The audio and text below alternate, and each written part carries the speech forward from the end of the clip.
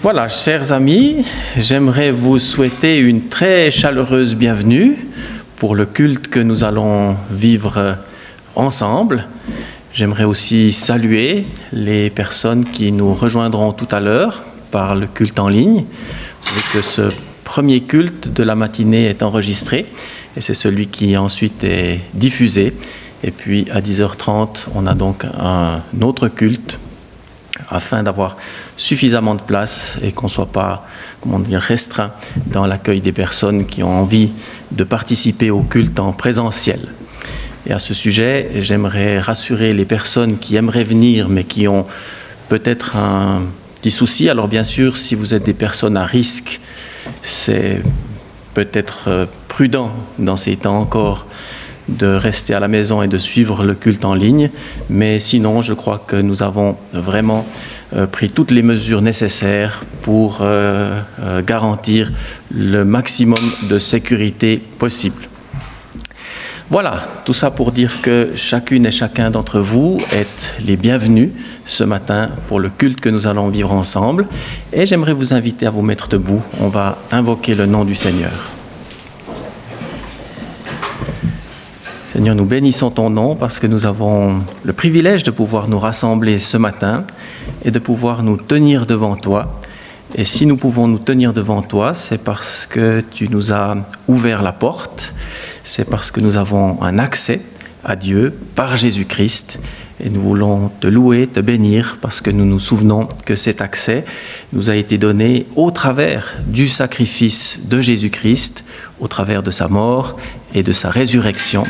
Et aujourd'hui, nous voulons te célébrer, Seigneur, comme celui qui nous a rachetés, comme celui qui est Dieu de toute éternité et qui est venu jusqu'à nous afin de nous racheter, afin de nous sauver, afin de faire de nous ton peuple.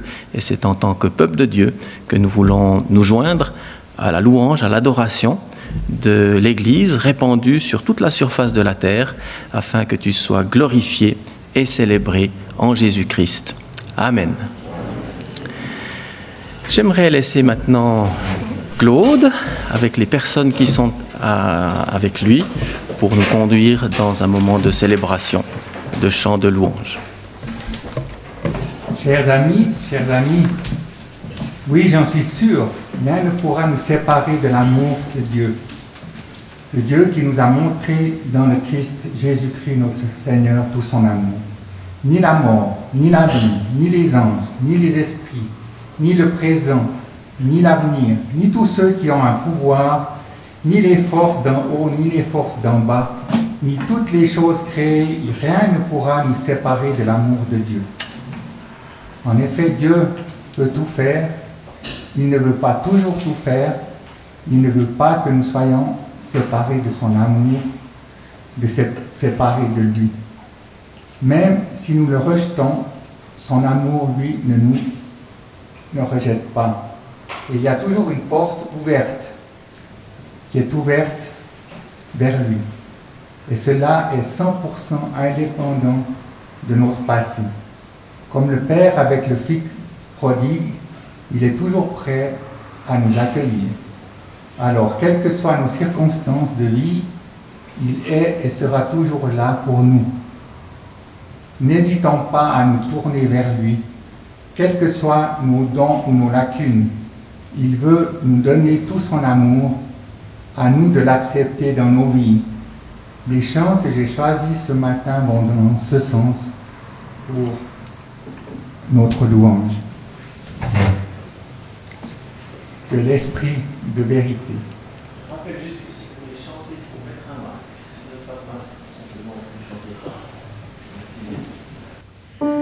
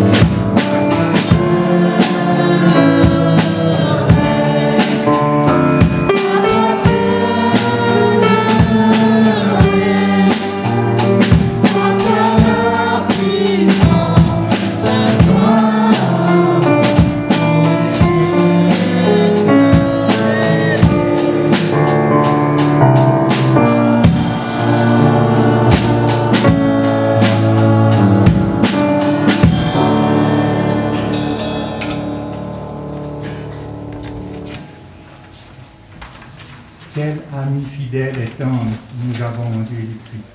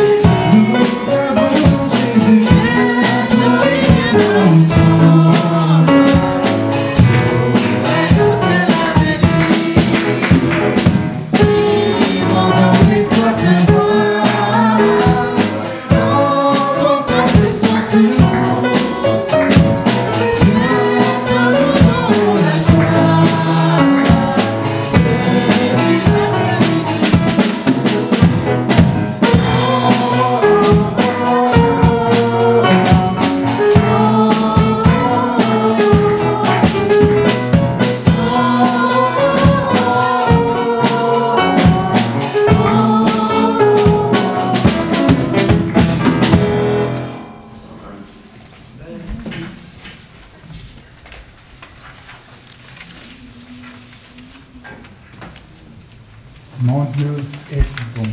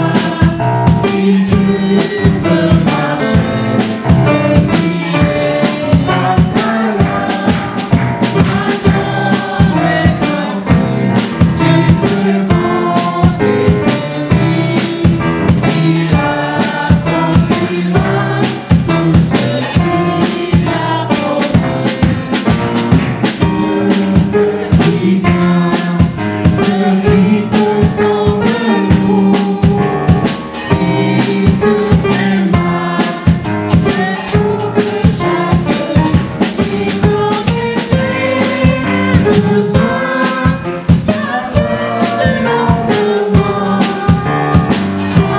Avec mon Dieu, tu sais.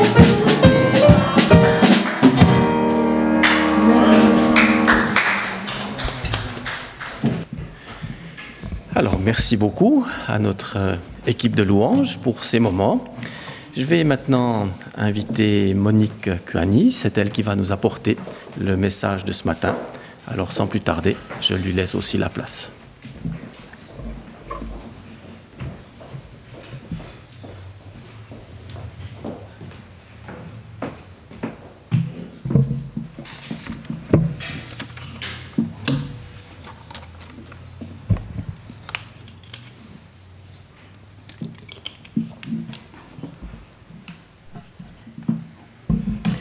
Bonjour à toutes et à tous. Ça me fait très plaisir de vous voir en présentiel. Je vous propose de commencer par la prière. Oui, Seigneur, merci pour cette opportunité d'être réunis ensemble, de te louer. Merci pour cette opportunité d'écouter ta parole. Et nous te prions ce matin que tu viennes nous parler, que tu viennes nous transformer, que tu viennes nous encourager, Seigneur. Nous avons besoin de toi. Nous avons soif de toi, soif de ta présence, soif de ta parole, Seigneur. Construis-nous, régénère-nous, Seigneur, et construis ton Église. C'est notre prière ce matin. Amen. Récemment, j'ai été interpellée par un passage biblique que je n'avais plus lu depuis longtemps.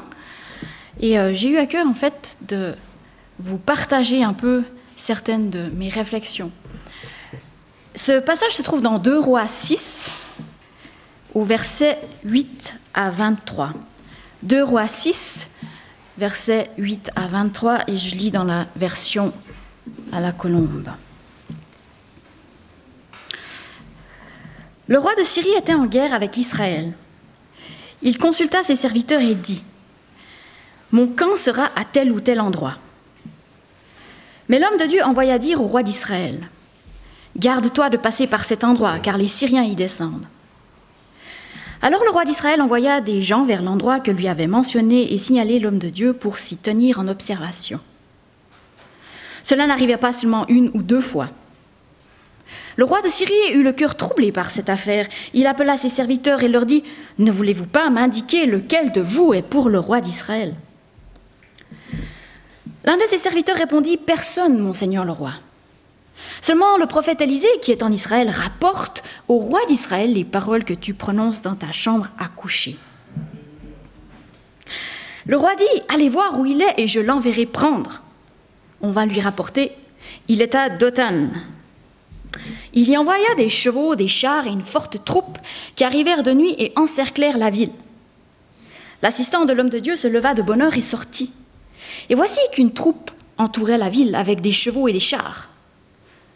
Le jeune serviteur dit à l'homme de Dieu : « Ah, mon Seigneur, comment ferons-nous » Il répondit : « N'aie pas peur, car ceux qui sont avec nous sont plus nombreux que ceux qui sont avec eux. »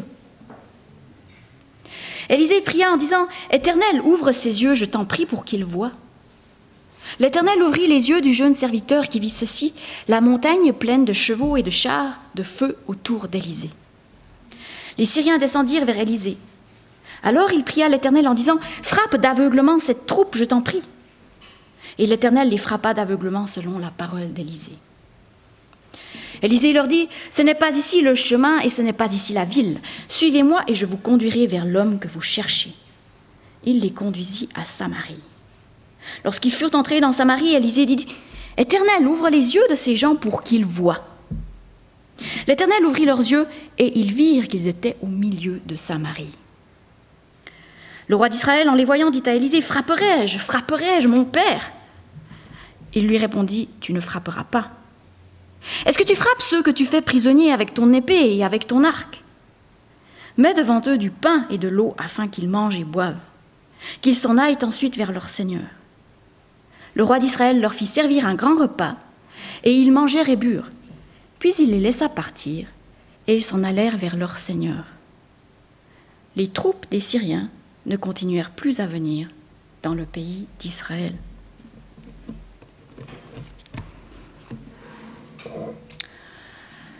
Je ne sais pas vous, mais mon impression en lisant cette histoire, c'est qu'elle est un peu bizarre et déroutante. En fait, si on réfléchit bien, c'est parce qu'il ne se passe jamais vraiment ce qui devrait normalement se passer. À plusieurs endroits, on s'attend à ce qu'il y ait une bataille. Et finalement, c'est une histoire de guerre, des généraux qui partent en guerre, qui font des guet-apens. Mais il n'y a jamais de bataille. En tout cas, pas de bataille physique. Il y a ces rois qui sont là, qui devraient être ceux qui détiennent le pouvoir, qui stratégisent, qui envoient leurs armées, qui conduisent la bataille et qui signent les conventions de paix, comme ça se fait normalement dans le monde de la guerre. Mais ce qui se passe dans notre histoire, c'est que les rois sont absolument incapables de faire ce qu'ils doivent faire d'habitude. Ils sont largués. Comme on dit en bon français, ils ne touchent pas tellement le puck dans notre histoire. Prenons le roi de Syrie, par exemple. Enfin stratège, il réunit son conseil de guerre pour mettre au point une stratégie pour attaquer le roi d'Israël. Mais à chaque fois, son plan échoue.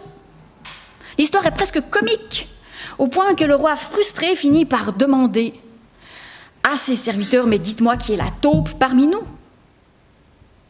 Parce que pour lui, il n'y a pas d'autre explication. Finalement, si tous ses plans sont révélés, c'est qu'il y a un agent double qui révèle ses plans au roi d'Israël. C'est alors qu'on lui dit que le prophète en Israël révèle ce qu'il dit dans sa chambre à coucher. Et c'est une expression qui signifie que Élisée révèle ce qu'il dit dans le plus grand secret. Le roi de Syrie prend acte, ok, c'est un peu bizarre, et il continue sur la même lancée, comme un homme de guerre. Il envoie chercher Élisée, puis il envoie son armée pour l'arrêter. Mais là aussi, finalement, c'est un peu bizarre ce qu'il fait. Déjà parce qu'il envoie une troupe phénoménale, une grande troupe avec des chars et des chevaux, pour arrêter un seul homme. Et cet homme, ce n'est pas une sorte de Marines, Jason Bourne, enfin... C'est pas le héros américain, c'est un homme religieux. C'est un peu bizarre comme stratégie. Et en plus, il envoie son armée de nuit. Pourquoi? Très probablement parce qu'il veut le surprendre. Il se dit, ça c'est des stratégies de guerre, on va le surprendre de nuit. Mais c'est un peu bizarre finalement, parce que celui qui veut arrêter, c'est le prophète qui sait ce qui se passe dans sa chambre à coucher. C'est un peu bizarre, est-ce qu'il va vraiment surprendre ce genre d'homme? Bref, on a quand même un peu l'impression que le roi de Syrie, il fait ce qu'il doit faire normalement, mais il est un peu largué, il n'arrive pas tellement. Et c'est un peu la même chose pour le roi d'Israël, parce qu'à la fin de l'histoire, quand on voit cet Élisée, finalement, Élisée, il fait quoi? Il lui amène une armée syrienne sur un plateau dans sa capitale. Et le roi d'Israël, il est complètement emprunté. Il est là, mais qu'est-ce que je suis censé faire de ces gens? Il n'y a pas eu de bataille, il n'y a pas eu de guerre, c'est pas lui qui les a fait prisonniers. On voit qu'il est complètement dépassé parce qu'il pose cette question vraiment bizarre. Il dit « frapperai-je » ? Autrement dit, est-ce que je dois les tuer? Or, normalement, quand on fait des prisonniers, dans l'ancien temps, on ne les tue pas, on les met en esclavage. Ce qu'il y a, c'est que les conventions n'ont pas été respectées et il est vraiment déphasé. Et puis, il y a les soldats syriens. Eux aussi, ils ont vécu une expérience un peu bizarre. Déjà, ils sont frappés d'aveuglement alors qu'ils partent en bataille. Ça a dû être assez déroutant et terrifiant même. Mais on peut imaginer aussi leur terreur lorsque leurs yeux s'ouvrent et qu'ils se retrouvent dans la capitale d'Israël, entourés des ennemis. Et là, nous, en tant que lecteurs, on se dit, ça y est, ils vont se faire massacrer, c'est une belle victoire. Non, il se passe quelque chose de tout à fait différent. Au lieu de ça, on leur sert un repas et on les renvoie chez eux, comme s'ils étaient venus faire du shopping en Israël et pas la guerre. C'est vraiment bizarre, c'est pas une façon normale de faire la guerre.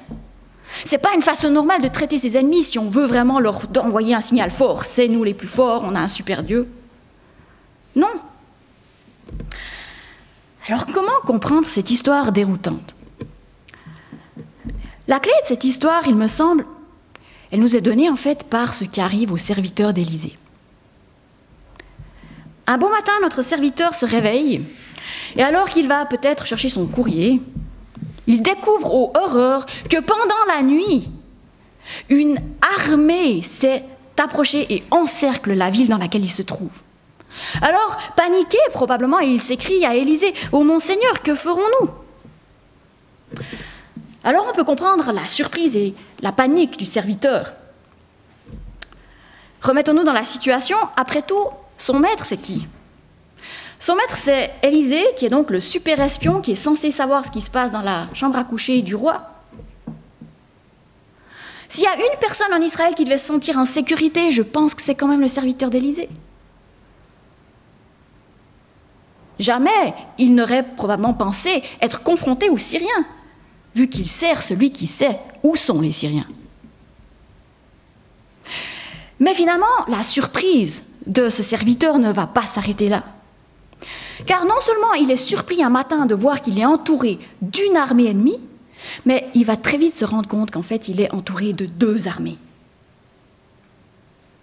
En effet, Élisée lui dit « N'aie pas peur, car ceux qui sont avec nous sont plus nombreux que ceux qui sont avec eux. » Puis il prie, « Éternel, ouvre ses yeux, je t'en prie, pour qu'il voie. » Le verset 17 dit, « L'Éternel ouvrit les yeux du jeune serviteur et vit ceci. La montagne pleine de chevaux et de chars de feu autour d'Élisée. » À sa grande surprise, ce serviteur découvre qu'il n'y avait pas une, mais 2 armées autour de lui. Et je crois que ce qui arrive à ce serviteur nous donne un peu la clé de cette histoire. L'expérience de cet serviteur nous apprend en fait que tout le monde dans cette histoire est un peu aveugle. Personne ne voit ce que Élisée lui voit et sait, qu'il y a une armée invisible qui entoure Élisée. Et c'est pour ça que les rois sont complètement à côté de leur pompe. Leur stratégie ne fonctionne pas. Ils emploient des stratégies qui sont un peu ridicules quand même.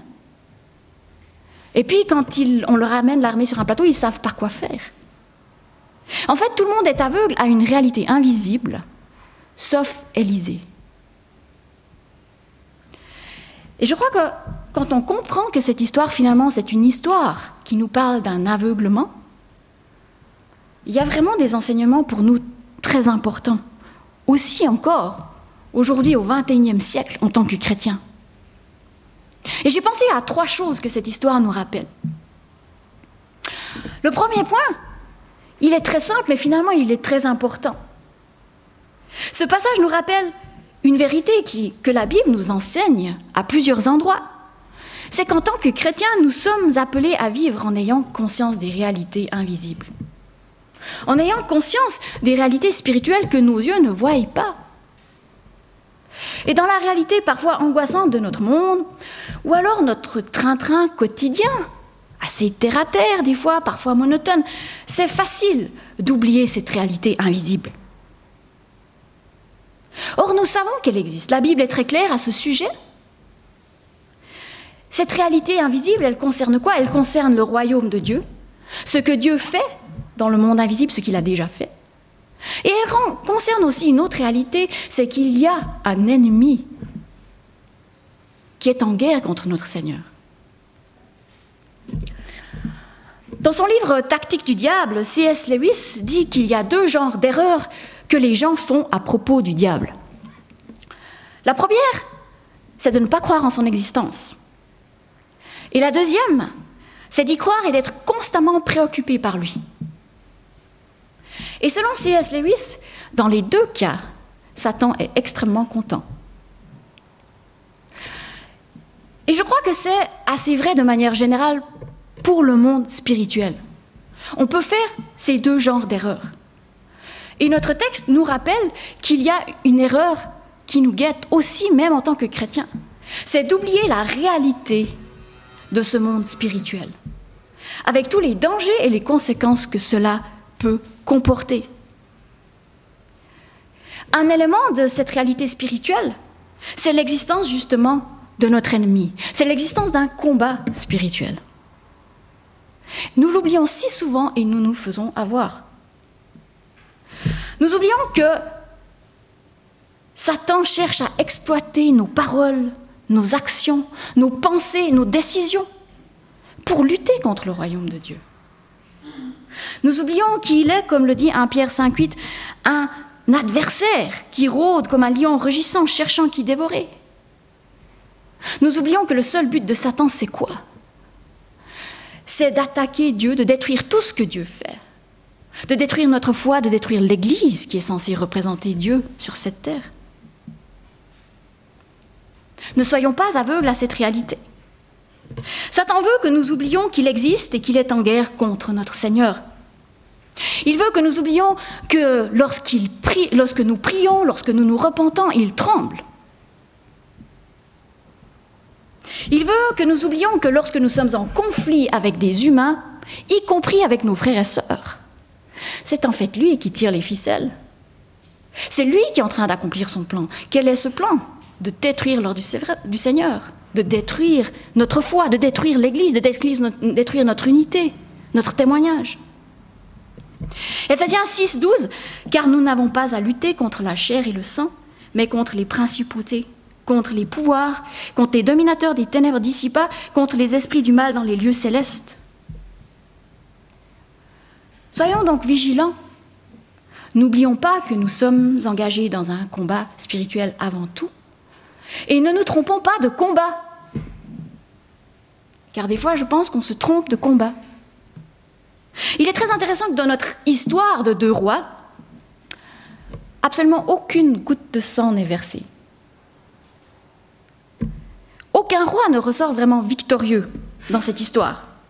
Dieu sauve, mais il ne sauve pas seulement le roi d'Israël et les Israélites. Il fait grâce aussi aux Syriens. Et cela nous montre, je crois vraiment, que dans cette histoire, l'enjeu était bien au-delà d'une victoire terrestre, tout simplement. On peut imaginer que le plan de l'ennemi, je parle de l'ennemi spirituel, dans cette histoire, c'était de détruire Israël.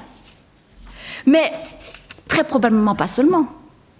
Très probablement qu'il se serait contenté de détruire les Syriens, de salir la réputation du roi d'Israël, de détruire la réputation du Dieu vivant.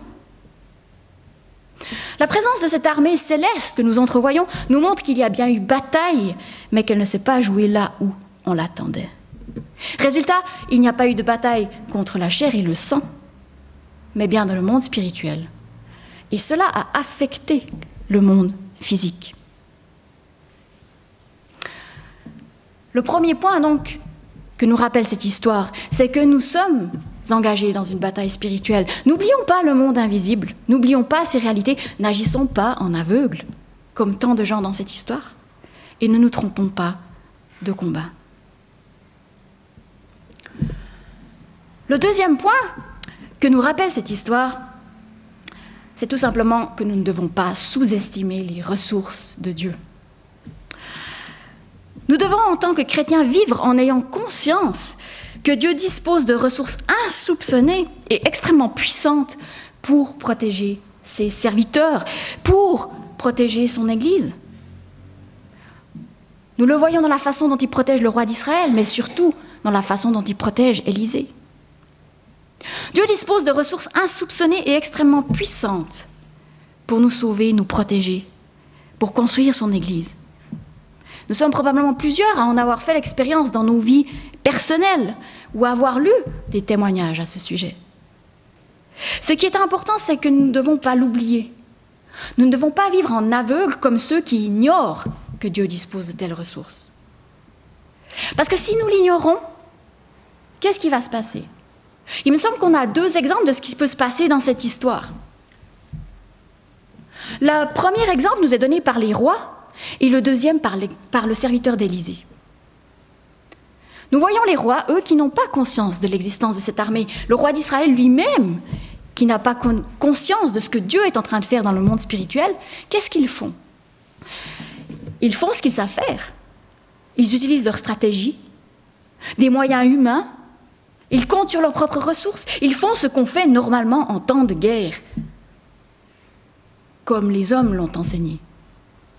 Mais quel est le résultat de cela? Nous avons un roi de Syrie qui veut détruire Israël, et nous avons un roi d'Israël qui veut massacrer les Syriens. Mais regardons l'exemple d'Élisée, lui qui sait que Dieu a d'autres ressources, lui qui sait qu'il a probablement des plans beaucoup plus glorieux que cela. Qu'est-ce qu'il fait, lui? Il prie. Il prie et le résultat, c'est quoi? C'est une victoire absolument phénoménale, mais sans verser une seule goutte de sang. C'est une victoire qui fait grâce aux Israélites comme aux Syriens. Qui aurait pu soupçonner que c'était possible? Ce n'est humainement pas possible. Et si nous n'avons pas conscience que Dieu dispose de ressources insoupçonnées que nous ne pouvons pas imaginer, nous allons faire comme les rois, agir sur nos propres ressources, réfléchir comme des humains, au lieu de laisser Dieu faire les choses à sa manière. Quelqu'un me donnait un témoignage récemment. C'était une personne qui avait un conflit avec un membre de sa famille à propos d'une grande somme d'argent. Chacun des membres de la famille prétendait que cette somme d'argent lui revenait.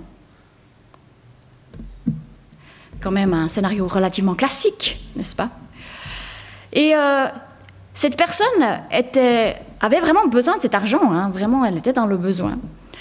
Mais elle était chrétienne et au lieu de faire appel à l'attirail légal qu'elle aurait pu utiliser, ou même l'attirail émotionnel qu'elle aurait pu utiliser, elle a décidé de s'en remettre à Dieu pour ses besoins. Elle a refusé d'entrer dans ce conflit avec cette personne. Et quelle n'a pas été sa surprise lorsqu'elle a reçu un coup de téléphone de cette autre personne quelque temps plus tard, qui lui disait « Écoute, j'ai bien réfléchi, tu as raison, cet argent te revient. » Et elle lui a donné tout cet argent. Ce qu'il y a d'extraordinaire dans cette histoire, c'est non seulement le fait que Dieu a répondu aux besoins de notre personne, mais c'est qu'en le faisant, elle a préservé la relation. Si elle avait utilisé des moyens légaux ou d'autres moyens, on peut imaginer la déchirure que cela aurait créée dans la famille. Tout ça pour montrer que la victoire sans sang et sans victime qui est arrivée à l'époque d'Élisée, Dieu le fait encore aujourd'hui. Il peut remporter des victoires de manière insoupçonnée, avec beaucoup moins de casse que lorsque nous employons nos propres moyens. Ne sous-estimons pas Dieu. Autrement, soit nous risquons de faire l'erreur des rois d'Israël, soit nous risquons de faire l'erreur du serviteur d'Élisée. Et quelle est son erreur? Il panique. Il panique. Il est à côté du prophète Élisée, il le sert, il sait que c'est un super espion. Mais lorsque finalement l'armée l'entoure, cette armée de Syriens,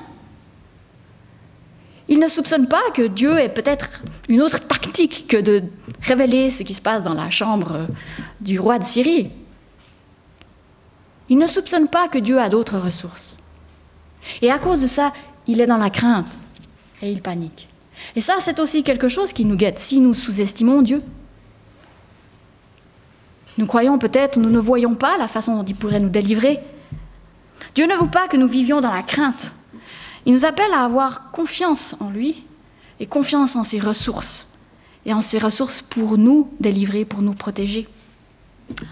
L'ange de l'Éternel campe autour de ceux qui le craignent et il les arrache au danger.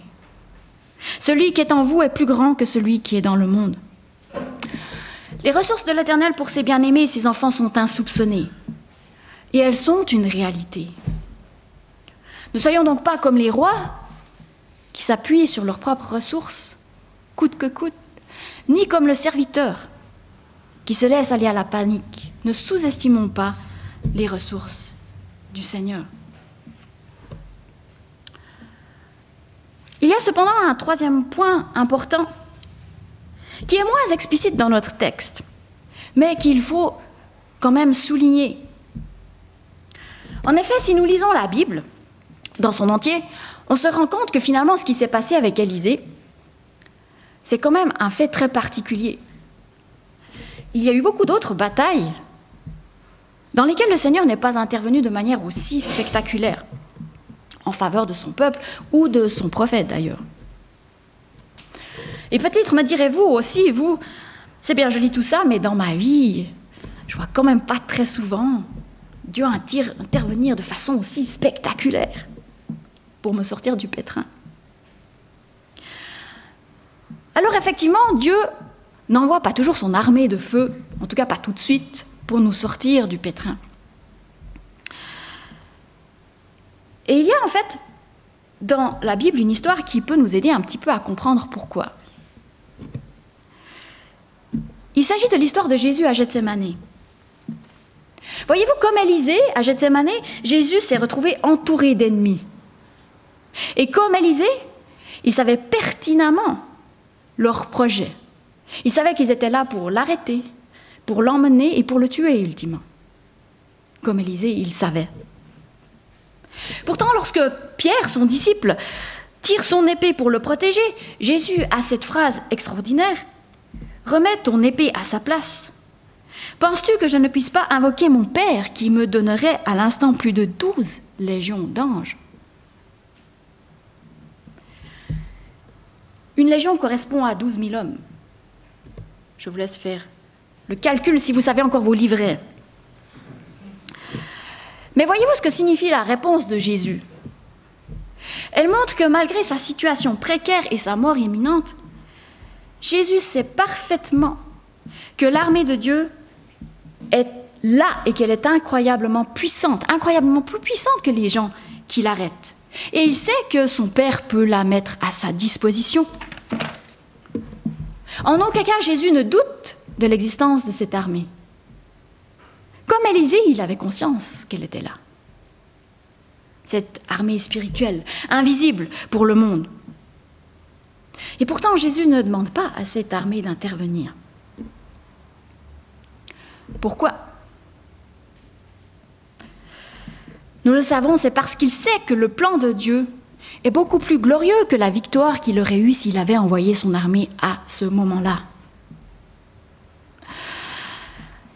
Il savait que la seule façon de remporter la victoire sur ses ennemis, sans détruire ses ennemis en fait, était de renoncer à ce que cette armée céleste intervienne et le délivre, et de mourir en fait pour ses ennemis.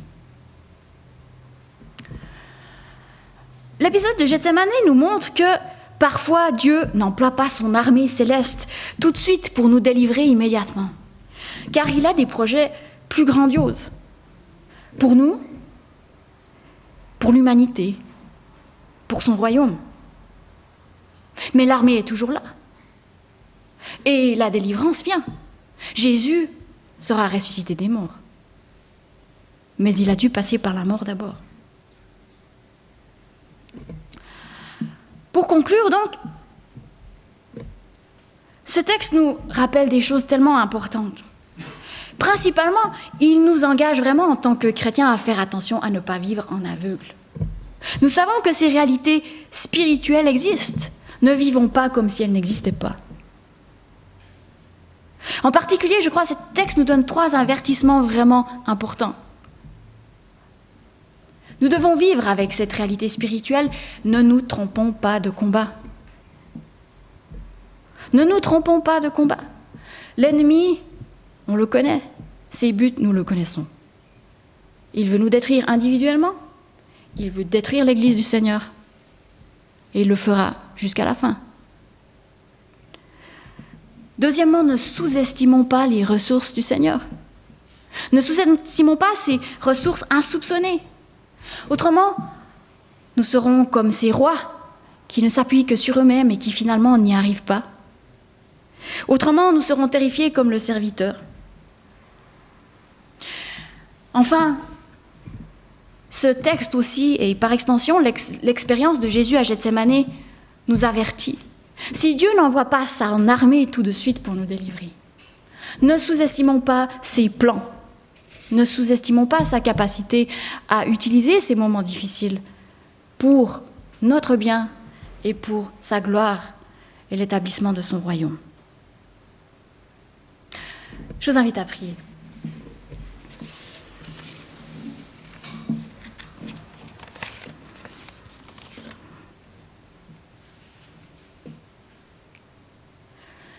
Merci Seigneur pour cette histoire d'Élisée qui nous rappelle que tu es Seigneur, que tu es tout-puissant et que finalement c'est toi qui es à la tête de ce monde, tu es souverain.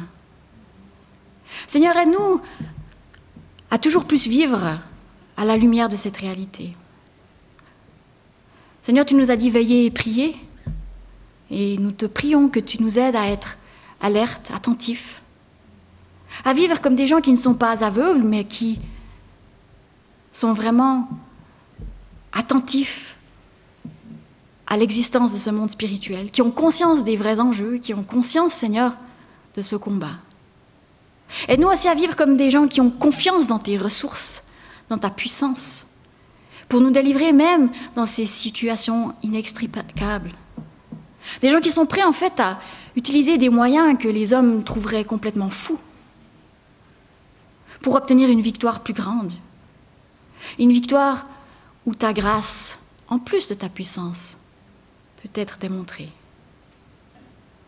Aide-nous, Seigneur, enfin à avoir la patience et la foi de Jésus dans des moments plus difficiles, où tu nous demandes, Seigneur, d'endurer avant de connaître cette délivrance. Seigneur, nous nous remettons entre tes mains. Fortifie-nous par ton Saint-Esprit. Garde-nous alertes. Protège-nous. Merci pour ta bonté. Amen.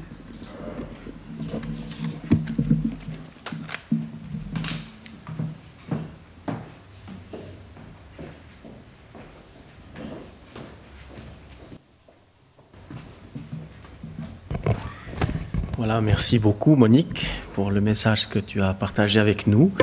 On va prendre maintenant un moment de prière, que chacun d'entre nous se sente libre, avec des courtes prières, mais de s'adresser au Seigneur. Et puis ensuite, il y aura l'offrande. Pendant l'offrande, il y aura un chant. Et puis on arrivera à la fin de notre service, de notre culte. Mais dans quelques instants, un moment de prière.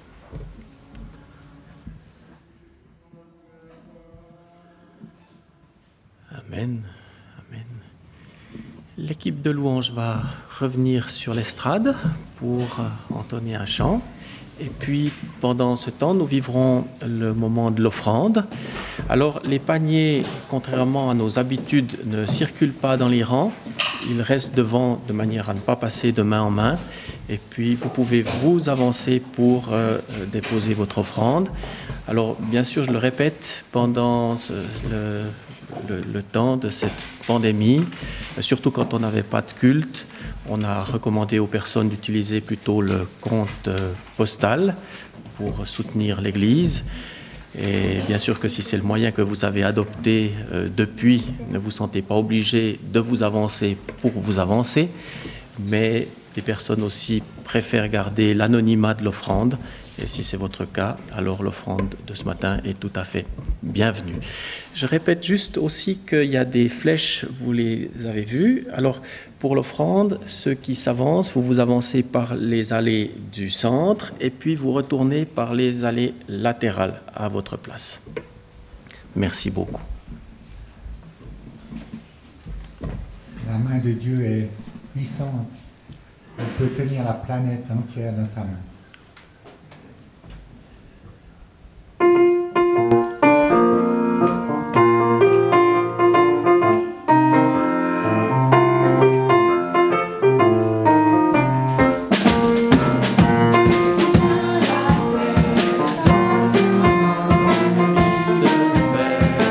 Dans ses mains,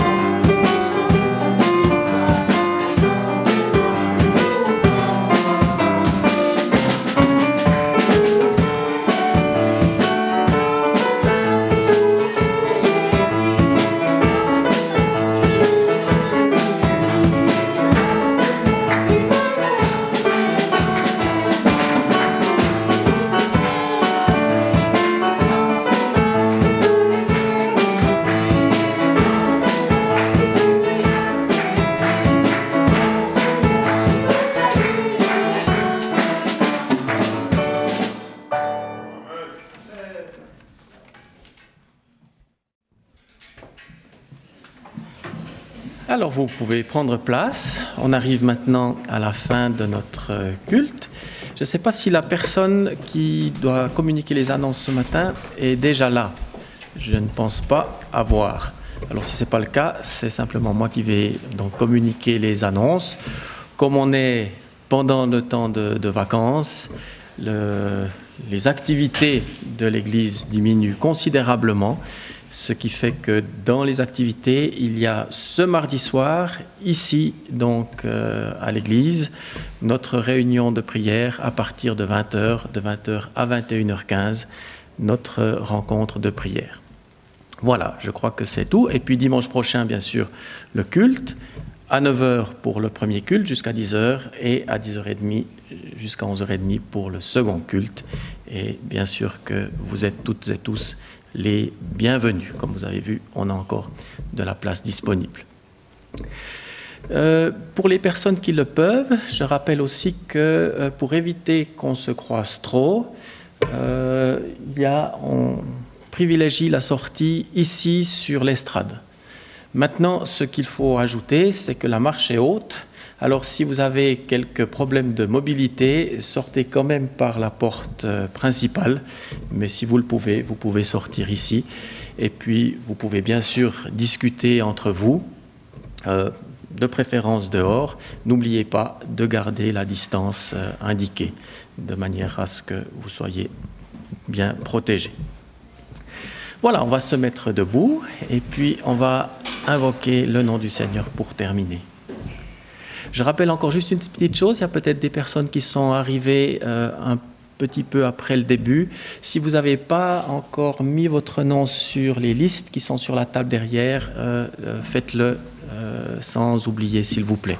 C'est juste simplement mettre votre nom, le numéro postal de là où vous habitez et votre numéro de téléphone. Merci beaucoup. Seigneur, nous bénissons ton nom parce que nous croyons que tu nous as rassemblés ce matin. Et nous te louons, Seigneur, parce que maintenant nous avons cette certitude que tu demeures avec chacune, avec chacun d'entre nous, parce que tu as dit, Seigneur, que tu étais tous les jours avec nous jusqu'à la fin du monde. Alors, Seigneur, sois avec nous et que ta grâce et ta paix puissent accompagner chacune et chacun par Jésus-Christ notre Seigneur. Amen. Merci beaucoup d'avoir été là et bonne fin de matinée et à tout bientôt.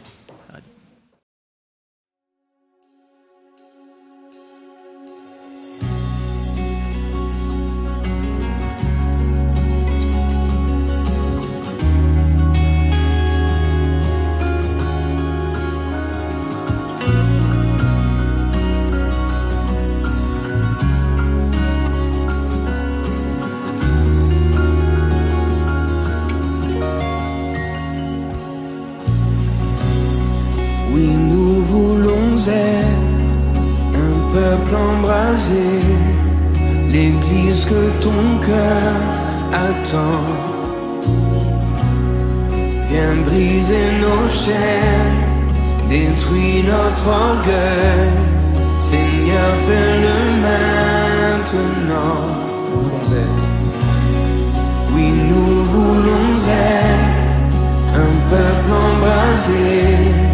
L'Église que ton cœur attend. Viens briser nos chaînes, détruis notre orgueil. Seigneur, fais-le maintenant. Notre Père plein de bonté, nos cœurs à toi s'abandonnent. Pour ce monde que tu as tant aimé, Seigneur, voici nos couronnes. Esprit de Dieu, Esprit de Dieu vivant, souffle du nord, souffle du sud, souffle de l'est, souffle de l'ouest. Esprit de Dieu, Esprit de Dieu vivant,